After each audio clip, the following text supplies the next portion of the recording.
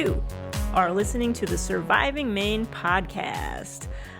Back in 2019, 19 players went to Maine to play Survivor. And I spoke with as many of them as I could about how they played the game, what they did right, what they did wrong, what they would have done differently, if they had known things that they didn't know at the time, all that good stuff. So this was way back before any episodes of Surviving Maine had been edited. In fact, it was a full year before I was even given the footage to edit to make these episodes of the web series. I thought I was just going to do a podcast. I didn't think I'd be making the whole show, but that's what I ended up doing. So I was able to interview 9 players from the show, all at random times in a random order, but I will be releasing those interviews as each player gets voted out. So next week, you will get to hear an interview I did with the 3rd player voted out of the game. But this week, I have a special treat, and that is an interview I did with the creator of Surviving Maine, Liza Stratton. I get to talk to Liza all about how and why she created Surviving Maine. We talk about a lot of cool stuff, and warning, there are spoilers for the first 2 episodes of the show, so be sure to watch the first 2 episodes before listening to this. And with that being said, here is my conversation with Liza. Hi. Hi. Thanks for talking to me today. Yeah, I'm excited. Wonderful. Okay, so I have some questions for you. Okay, so Liza, first of all, everyone seemed really excited, like maybe not even the people who were voted out early, but everyone seemed to have a really great experience on Surviving Maine. How do you feel about the season 2 experience? I think that season 2, going into season 2, I wasn't totally sure if I was going to keep going after that, just based on how much work it is to put everything together.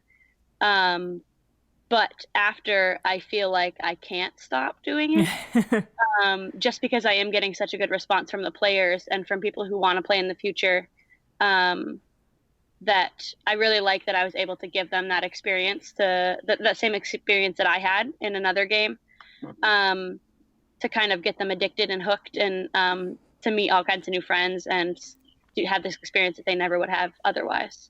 Yeah. So what made you put it together in the first place? So I played in, I think it was 2017, of Durham Warriors Survival Challenge, which is similar to this. It was a 4-day game, I think. It was either 3 or 4 days. I think it was 4. In Durham, that was put on by John Fataha and a crew at Bob Crowley's house. And Bob Crowley, I'm just going to say, Bob Crowley from season 17 of Survivor. Yeah. So I got the chance to play in that, and really just loved the experience, and I met so many people, and that was kind of like my slow introduction into the Survivor community. And prior to that, I didn't even realize that there was one, for the most part. Like, I listened to Rob has a podcast a little bit, but I didn't recognize that there was people who like went in the woods for 4 days to play these games.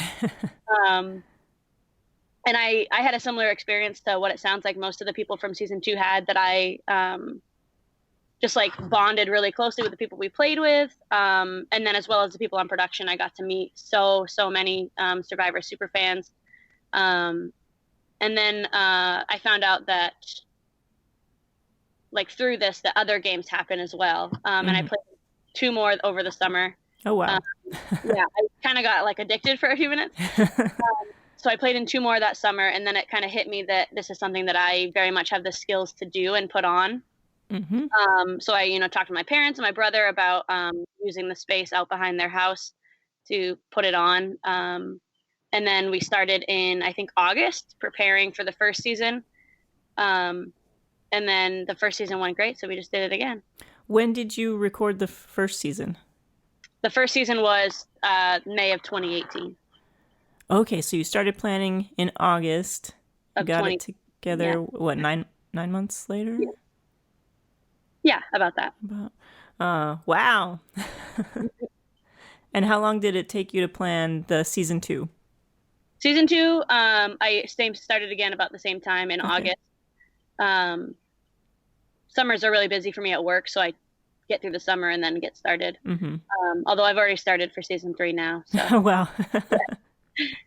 That's good because everyone I've talked to has said that they really want to play in an all-star season. Oh, great. That's good to hear. Yeah. So what do you like better than being on the player side or the production side? I think that like right now, I would say I like being on the production side better. But then when I'm there watching them play, I really envy their positions and getting that opportunity to play. But luckily, like I still have that option in other games. So like in September, I'm going to South Africa to play a 4-day Survivor game with a bunch of survivors and South African survivors. And then obviously there's all kinds of other ones around the country that I would be able to play as well. Yeah. You get the best of both worlds. Yeah, it switches back and forth. Sometimes I'd rather be in production. Sometimes I'd rather play. Okay, awesome.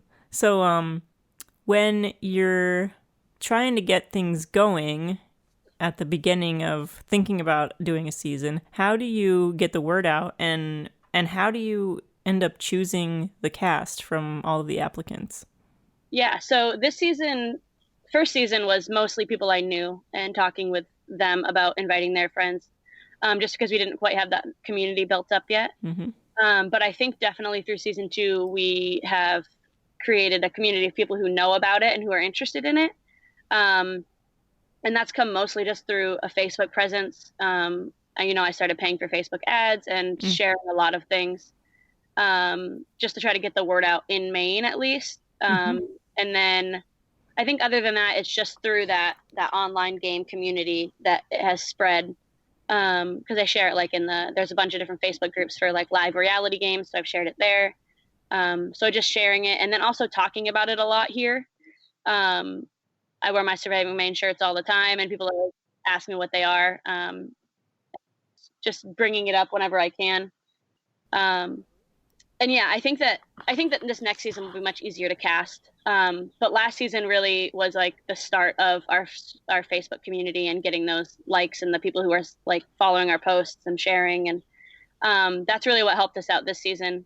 Cool. Casting is a challenge for me. I think it's only going to get harder from here. Because it's really hard not to choose everybody who's interested. Because I want everybody to get that experience and to get to play. I think basically how I chose this time was the people who seemed the most dramatic, ready to jump in, good for TV people who I knew were going to play hard or be funny to watch, all that stuff.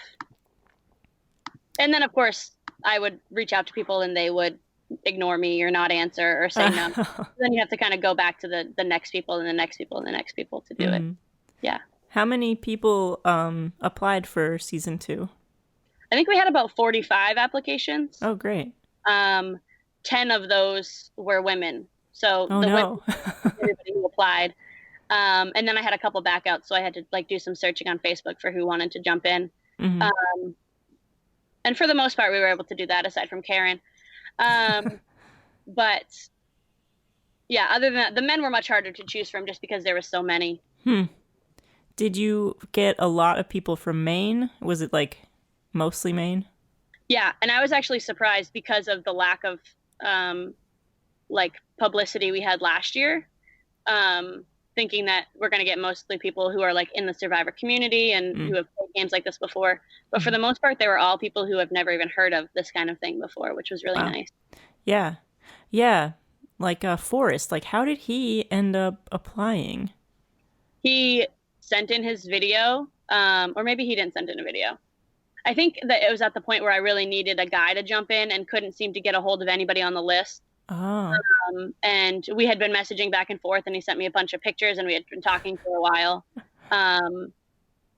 Yeah, and then I was like, all right, he seemed goofy and out there enough that I thought that he would make good TV. So I think you were right on that one.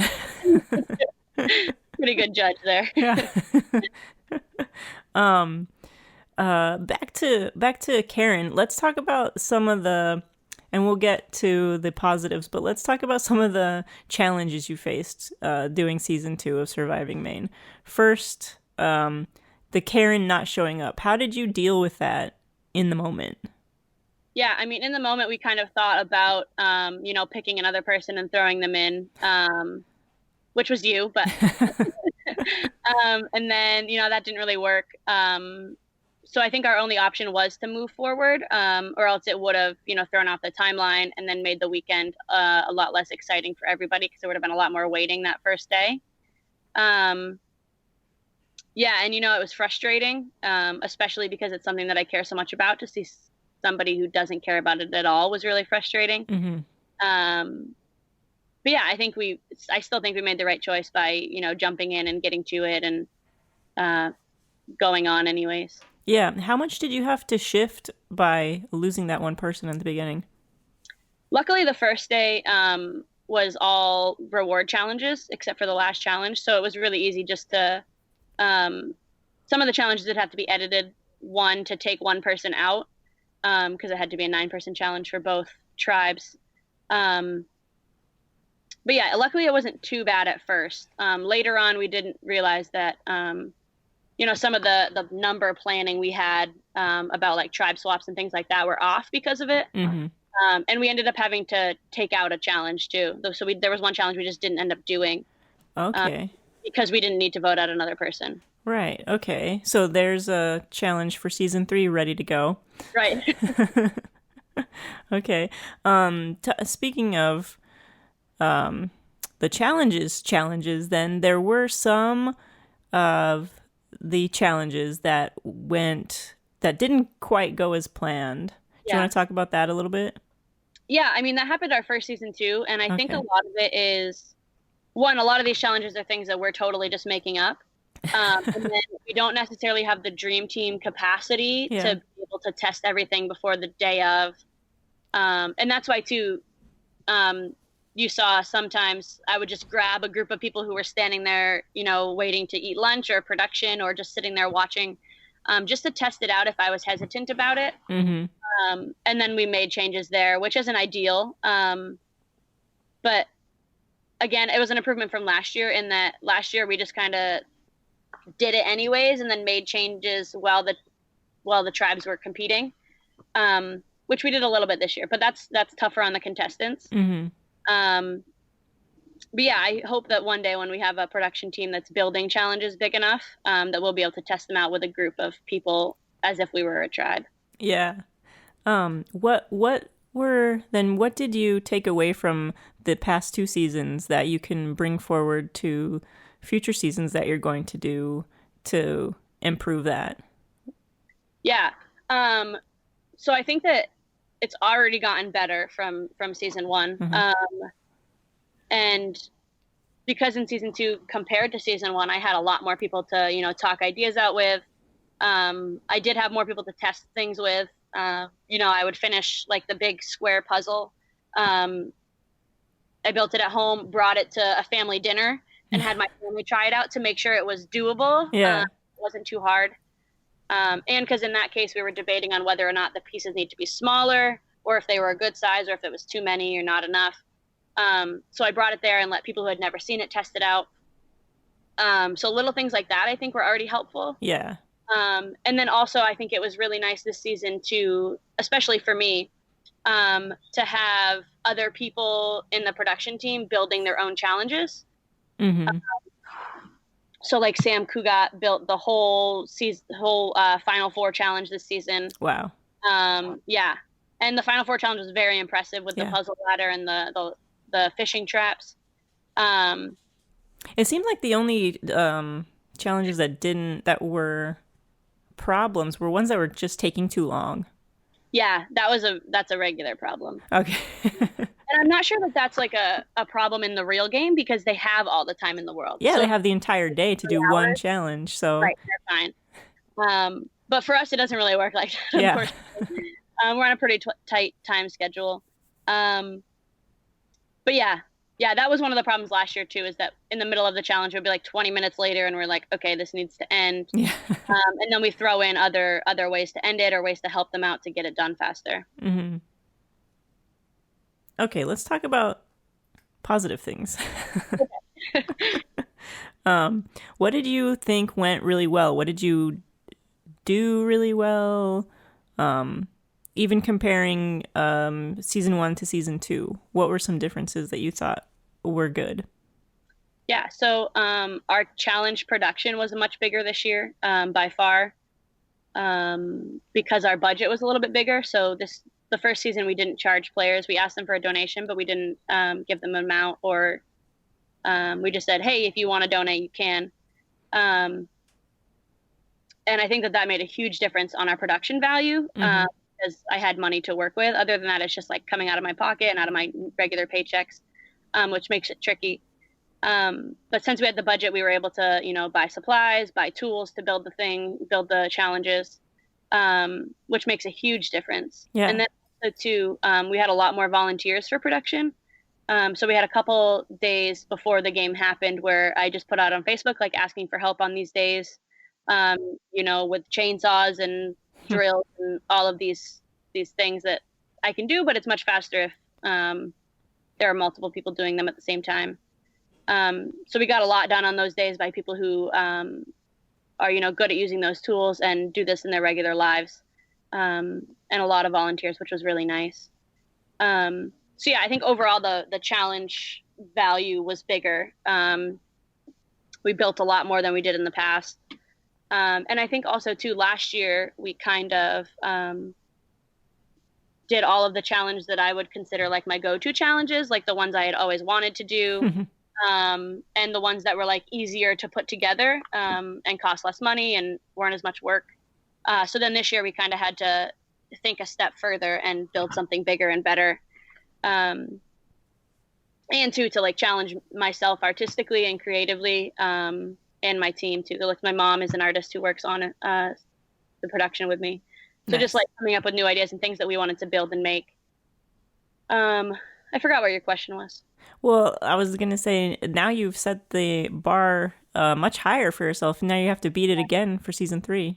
Yeah, and I think we will. Because now, too, we have all those tools and like leftover supplies from last year, that now we can, build on that collection. And I have a spot in a garage now, to make, instead of like my little studio apartment that I was using. Yeah.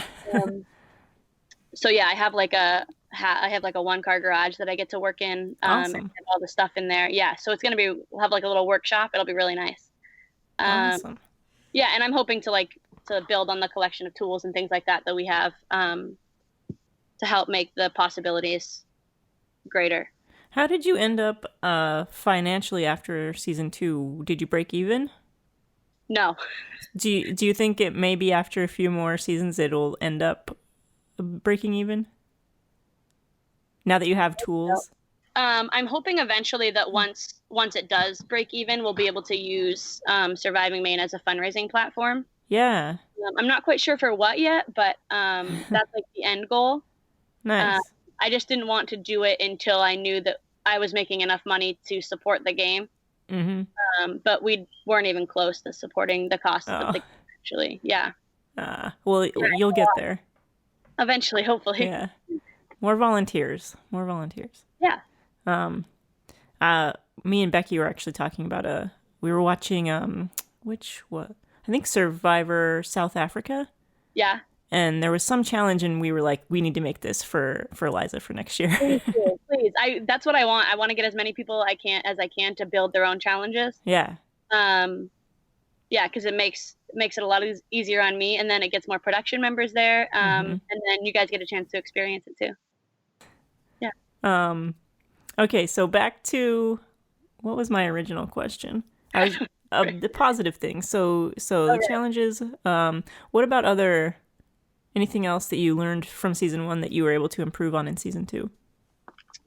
Um, Another problem that kind of arose season 1 was that a lot of the contestants knew each other outside of the game Oh. and had pre-game relationships. And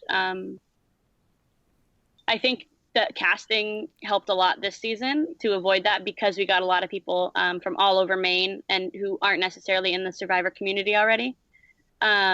So there did end up to be a couple of people who knew each other, but not like they did in season 1. In season 1, they were all people who have played the game together before, who are on production on other games together, so they know each other really, really well.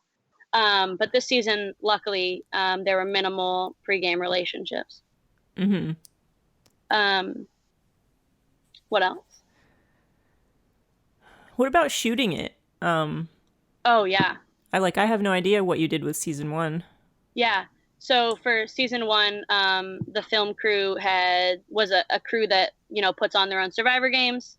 I played in Brian, who kind of led the film crew the first season. I played in his game once, and then they kind of just went around helping other live reality games film. Oh, cool. Yeah, so they had a really good system down. The film quality wasn't quite as good as as this year's games because Nick has a lot of professional equipment. But so they had like a really good system down, and I kind of was able to step back and not be involved in film at all for the first season. And then the second season came, and we have Nick, who hadn't really seen Survivor before, but had like film knowledge and using equipment, and also had all the equipment that we would ever possibly need to get good footage and shoot some good scenes, which was really great that he had that film knowledge and the equipment. But I had to be much more involved. I was out there shooting confessionals, taking a lot of nighttime footage and evening and morning footage.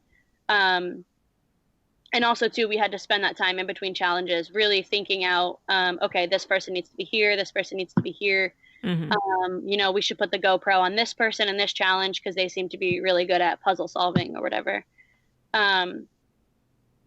Yeah, so I had to have my hands in the film bucket a lot more than I did last year, just because of Nick's lack of Survivor knowledge. But he came through highly with his equipment, and the film quality is incredible. After like looking back over the drone footage and the GoPros, it's gonna look so good. Yeah, great.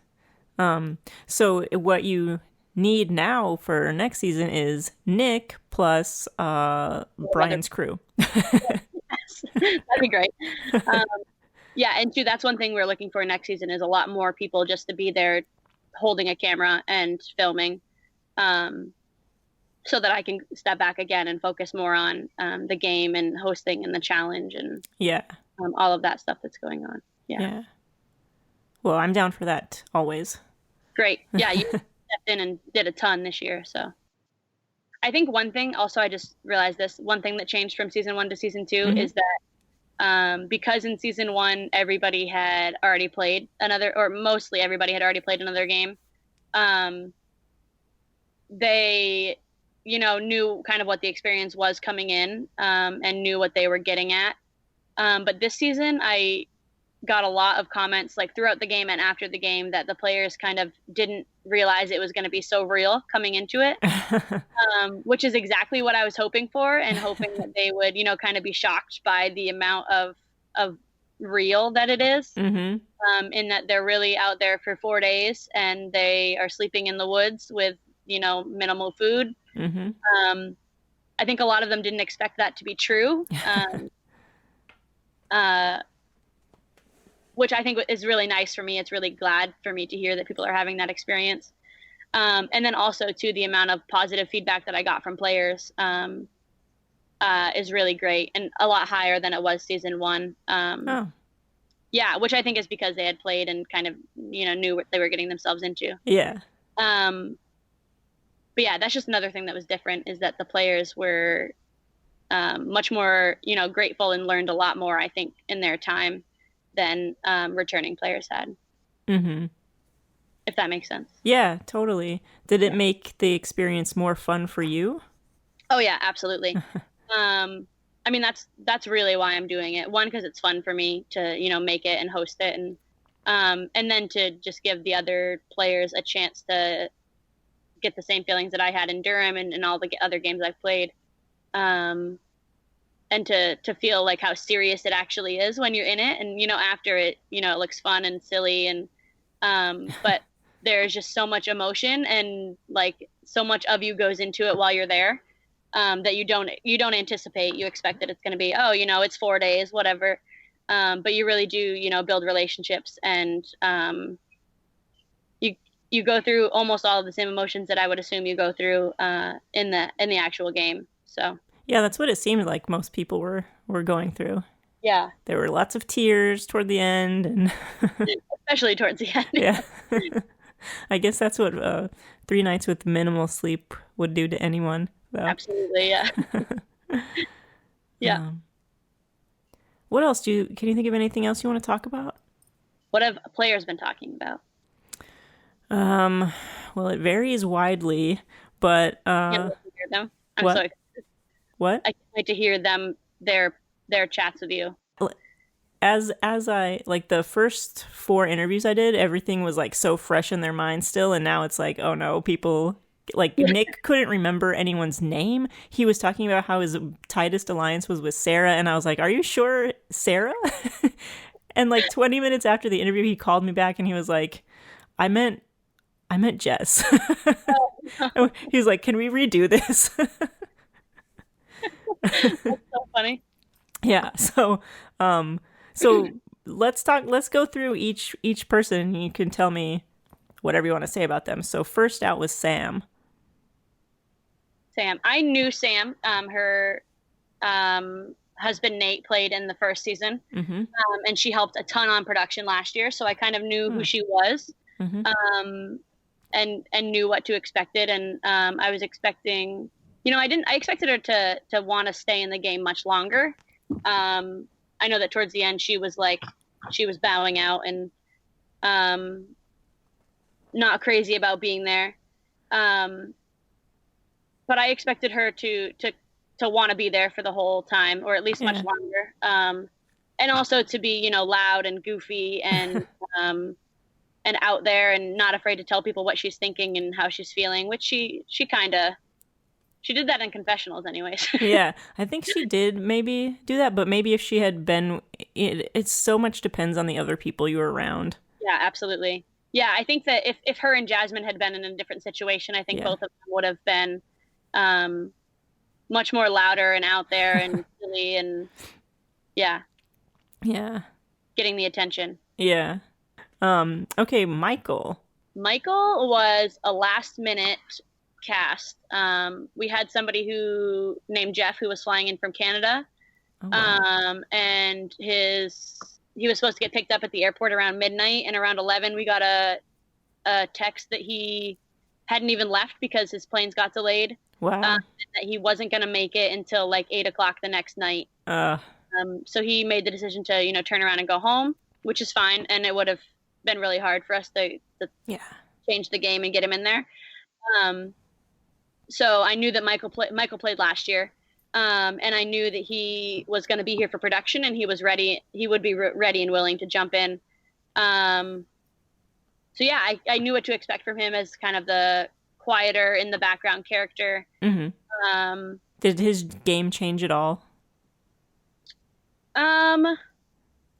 It might have a little bit, yeah. Coming in also because this time around he knew Katie. Not that they really got a chance to play that out at all. But I think that gave him a little bit more confidence, kind of knowing somebody else there and not being alone. And then also, I did notice that his social game, went up a level, and that he was talking a lot more. Oh, wow. Compared to, last year he was very quiet, very much kind of the unnoticed character. And, he was still quiet this year, but he definitely was less so than last year. All right, Liza does go through each and every cast member, but you're going to have to wait to hear what she has to say about each person until they get voted out. If you have Twitter, you can follow Liza at Liza_Stratton. You can follow me at MJT the PhD, and you can follow Surviving Maine at Surviving Maine. Be sure to keep an eye out for next week's podcast where I talk to the third player voted out of Surviving Maine.